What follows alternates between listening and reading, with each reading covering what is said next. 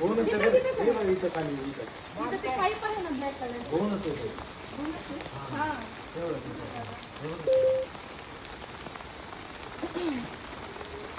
इकडे या तुम्ही इकडे माझ्या इकडे बघून घ्या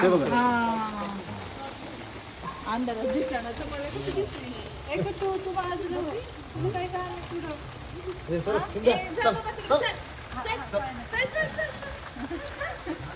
लावलं तसं काय करणार नाही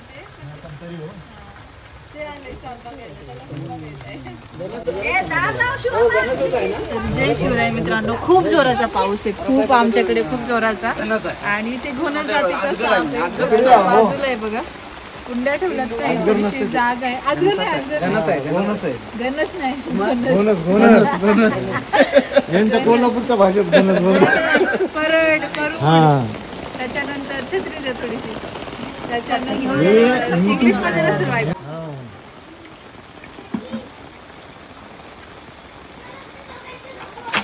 बेडकीला खाणार बघा तो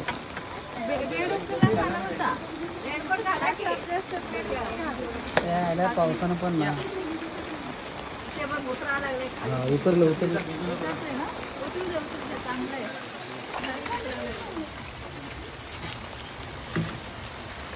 मला वाटलं आतमध्ये कुठे दिसतो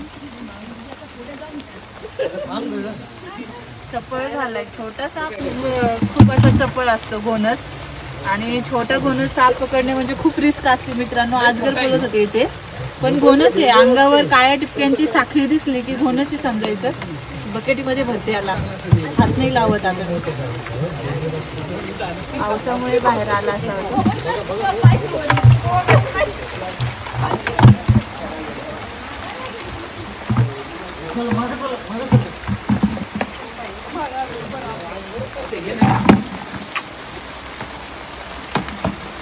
किती चप्पळ येते एवढंस किती चप्पळ ना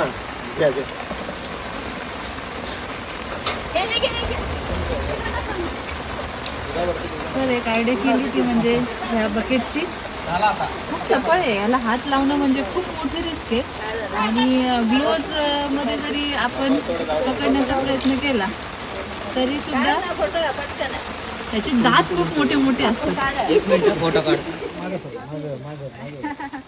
हा सापाला पकडणं त्यातली त्याचा असा छोटा असेल तर जास्तच